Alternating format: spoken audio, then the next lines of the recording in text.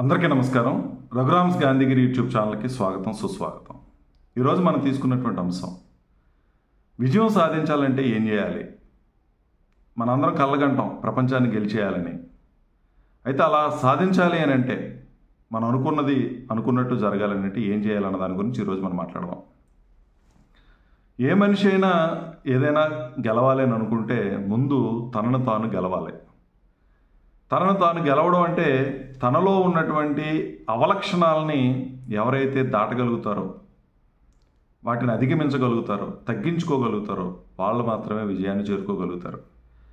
ఇది అంత సులువైంది కాదు, మనం అంత ఈజీగా యాక్సెప్ట్ చేయలేం. ప్రతి మనిషిలోనూ కొన్ని లోపాలు ఉంటాయి.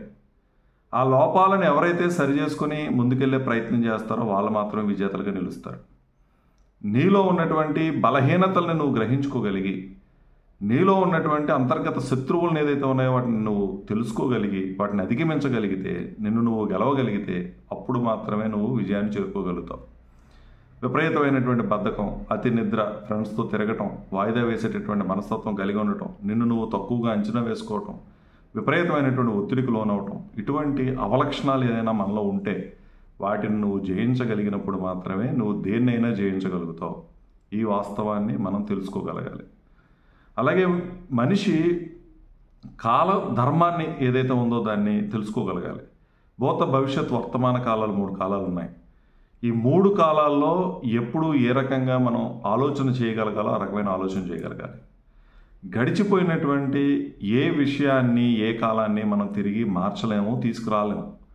కాబట్టి దాంట్లోంచి మనం ఏమి నేర్చుకున్నాం, ఏం గుణపాఠాలు నేర్చుకున్నామో ఆ గుణపాఠాలని జీవితంలో అమలుపరుచుకోవాలి. చేసినటువంటి తప్పుల్ని మళ్ళీ చేయకుండా జాగ్రత్త పడగలగాలి. అది గడిచిపోయినటువంటి గతం గురించి మనం ఆలోచన చేయాలి. అట్ ది సేమ్ టైం నువ్వు సాధించినటువంటి విజయాలు గతంలో దాన్ని ఒక స్ఫూర్తిగా తీసుకొని ముందుకెళ్ళేటువంటి విధంగా మన యొక్క జీవన శైలి ఉండాలి.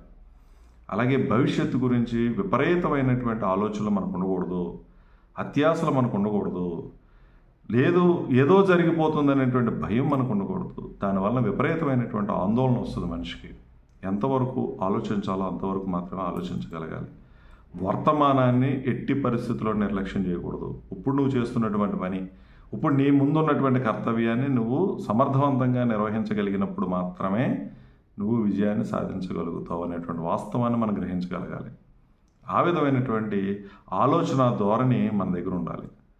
మరొక ప్రధానమైనటువంటి అంశం ఏంటంటే, నువ్వు ఏం తెలుసుకున్నావు, ఆ తెలుసుకున్న దాని దగ్గర నుంచి ఏమి నేర్చుకున్నావు, ఆ నేర్చుకున్నటువంటిది ఎంతవరకు నువ్వు అమలుపరిచి సాధించావు అనేటువంటి చాలా ప్రధానమైనటువంటి అంశాలు. దీన్ని మనం జాగ్రత్తగా, ఈ త్రిధర్మాలని మనం జాగ్రత్తగా అమలుపరచాలి. అంటే నాకు అన్నీ తెలుసు అనేటువంటి మనస్తత్వాన్ని పక్కన పెట్టి, నేను తెలుసుకోవాల్సింది చాలా ఉంది, నాకు కొద్దిగా మాత్రమే తెలుసు అని నిరంతరం నేర్చుకునేటువంటి ఒక విద్యార్థిగాను ఉండాలి. సమాజం నుంచి కొత్త కొత్త విషయాలు తెలుసుకోవాలి. మారుతున్నటువంటి పరిస్థితులకు అనుగుణంగా కొత్త కొత్త విషయాలు తెలుసుకోగలగాలి. వాటిని నువ్వు నేర్చుకోగలగాలి. ఎప్పుడైతే నువ్వు కొత్త నైపుణ్యాలు నేర్చుకున్నావో, కొత్త విషయాలు నేర్చుకున్నావో అప్పుడు నువ్వు ఏదైనా సాధించాలి అని అంటే సాధించగలుగుతావు. ఈ వాస్తవాన్ని మనం తెలుసుకొని నిరంతరం ఒక నేర్చుకునేటువంటి విద్యార్థిగా కొత్త విషయాల మీద అవగాహన కల్పించుకుంటూ నువ్వు చేస్తున్నటువంటి పనిలో వాటిని అమలుపరుచుకుంటూ ముందుకెళ్ళినప్పుడు మనిషి ఖచ్చితంగా విజయాన్ని సాధించగలుగుతాడు. అది మనం తెలుసుకోగలగాలి. మరొక ప్రధానమైనది ఏంటంటే, మనం ఎప్పుడు కూడా మనని అందరూ పొగడాలని కోరుకుంటాం, ప్రశంసల్ని ఆహ్వానిస్తూ ఉంటాం. కానీ అది కాదు. నువ్వు విమర్శల్ని కూడా తీసుకోగలిగినటువంటి స్థాయికి రావాలి.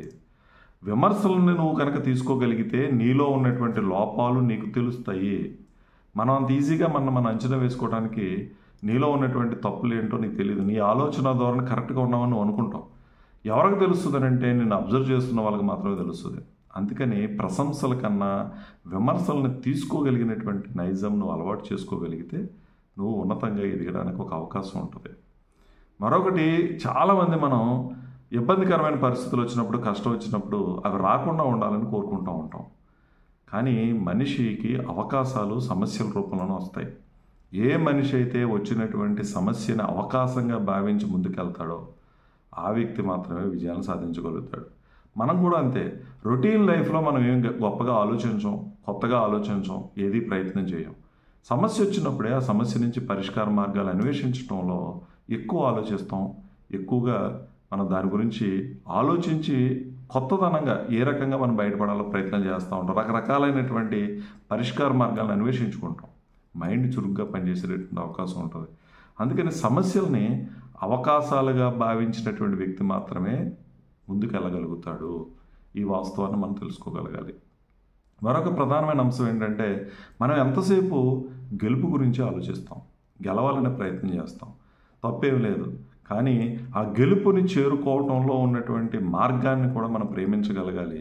ఎంత సులువుగా చేరుకోగలమో అటువంటి స్మార్ట్గా చేసేటటువంటి వర్క్ను కూడా మనం అలవాటు చేసుకోవాలి. బండగా పనిచేయటం, మొండిగా పనిచేయటం కన్నా కూడా తెలివిగా పనిచేయటం, ఈజీగా ఎలా మనం విజయాన్ని చేరుకోగలం అనేటువంటి, ఈజీగా అంటే అడ్డదారులు తొక్కమని కాదు దాని అర్థం. చేస్తున్నటువంటి పనిలో సులువైనటువంటి మార్గాలను ఏ రకంగా అన్వేషించుకోగలగాలి, స్మార్ట్గా ఎలా చేయగలగాలన్న దాని గురించి మనం ప్రయత్నం చేయాలి. మరొకటి ఏంటంటే, విజయం చేరుకోవడానికి హార్డ్ వర్క్ అనేది చాలా ప్రధానమైన అంశం అనేటువంటి వాస్తవాన్ని కూడా గ్రహించాలి. ప్రయత్నమే చేయాలి. ప్రయత్నం చేయకుండా ఏది సాధించలేం. నువ్వు ఓడిపోవచ్చు, ప్రయత్నించి ఓడిపో, తప్పేం లేదు. కానీ ప్రయత్నం లేకపోతే గెలుపు అనేదే లేదు అనేటువంటి వాస్తవాన్ని నువ్వు ఎంత త్వరగా గ్రహించగలిగితే అంత త్వరగా నువ్వు విజయాన్ని చేరుకోగలుగుతావు. ఈ విధమైనటువంటి ఆలోచన ధోరణి మనలో ఉందో లేదో ఒకసారి చెక్ చేసుకోండి. ప్రతిదాన్ని పాజిటివ్గా తీసుకుంటున్నానా లేదా నెగిటివ్గా ఆలోచిస్తున్నానా? సమస్యలకు భయపడిపోతున్నానా? ఎందుకు సమస్యలకు భయపడిపోవడం? సమస్యలే కదా మన విజయం తీరాన్ని తీసుకెళ్లేది, మనం రాటుదేలేలా తయారు చేసేది అనేటువంటి ఆలోచన ధోరణికి మనం రాగలగాలి. విమర్శల్ని సద్విమర్శలుగా తీసుకొని, అది ఏదైనా కావాలని ఎవడైనా విమర్శిస్తే వదిలేయండి. కానీ నిజంగా చేసినటువంటి విమర్శలో మంచి ఉంటే, నువ్వు మార్చుకోవాల్సింది ఉంటే దాన్ని ఖచ్చితంగా మార్చుకునేటువంటి ప్రయత్నం నువ్వు చేయాలి. గెలవాలి అని అంటే విజయ సూత్రాలను మనం మన జీవితంలో తెలుసుకొని ఆ విజయ సూత్రాలని ఇంప్లిమెంట్ చేసినప్పుడు మాత్రమే నువ్వు గెలగలుగుతావు. అలాగే భూత భవిష్యత్ వర్తమాన కాలాలని జాగ్రత్తగా అంచనా వేసుకొని దాన్ని ఎంతవరకు తీసుకోవాలో అంతవరకు తీసుకోవాలి. ప్రజెంట్ని మాత్రం ఒక గిఫ్ట్ కింద భావించి నిరంతరం ప్రయత్నం చేయాలి. ఓటమి చెందాము అని అంటే మనం పడిపోయినట్టు కాదు, అది ఒక అటెంప్ట్ మాత్రమే. అబ్దుల్ కలాం గారు చక్కగా చెప్తారు ఫెయిల్ అనేది దానికి ఫస్ట్ అటెంప్ట్ ఇన్ లెర్నింగ్ అనే విషయాన్ని మనం అర్థం చేసుకోవాలి. నేర్చుకోవటానికి అది ఒక ప్రయత్నం మాత్రమే అనేటువంటి వాస్తవాన్ని గ్రహించి విజయం కోసం నిరంతరం ప్రయత్నం చేయాలి. ఈ విధమైనటువంటి ఆలోచన ధోరణితో కనుక నువ్వు ముందుకు వెళ్ళగలిగితే, నిరంతరం ఒక నేర్చుకునేటువంటి విద్యార్థిగా, కొత్త విషయాలు తెలుసుకునే విద్యార్థిగా, వాటిని ఆచరించుకొని నువ్వు ఏది సాధించాలన్నో అది సాధించే ప్రయత్నం కనుక చేయగలిగితే ఖచ్చితంగా నువ్వు విజేత అవుతావు. కాబట్టి ఈ విషయాలను తెలుసుకొని నువ్వు కూడా నీ జీవితంలో వీటన్నిటిని కనుక ఇంప్లిమెంట్ చేయగలిగితే నీ విజయానికి వచ్చినటువంటి ఇబ్బంది అయితే ఏమీ లేదు. నువ్వు ఏమనుకుంటే అది సాధించగలుగుతావు. ఎందుకంటే నిన్ను నువ్వు నియంత్రించుకునేటువంటి పద్ధతులన్నీ ఇందులో ఉన్నాయి. అది నువ్వు నియంత్రించుకుని నీ ఎమోషన్స్, నీ భావోద్వేగాలని కంట్రోల్ చేసుకోగలుగుతూ, మేనేజ్ చేసుకోగలుగుతూ ముందుకు కనుక ప్రయత్నం చేయగలిగితే ఖచ్చితంగా నువ్వు కూడా సక్సెస్ అవుతావు అని తెలియజేస్తూ, ఓపికగా ఈ వీడియో చూసిన ప్రతి ఒక్కరికి పేరు పేరున ధన్యవాదాలు తెలియజేస్తూ సెలవు తీసుకుంటా ఉన్నాను. ఈ వీడియో మీకు నచ్చినట్లయితే లైక్ చేయండి, షేర్ చేయండి, కామెంట్ చేయండి. మరిన్ని వీడియోల కోసం ప్రక్కనే ఉన్న బెల్ ఐకాన్ ను క్లిక్ చేయండి. నా ఛానల్లో వచ్చే మరిన్ని ఇంట్రెస్టింగ్ వీడియోల కోసం సబ్స్క్రైబ్ చేయండి రఘురామ్స్ గాంధీగిరి యూట్యూబ్ ఛానల్.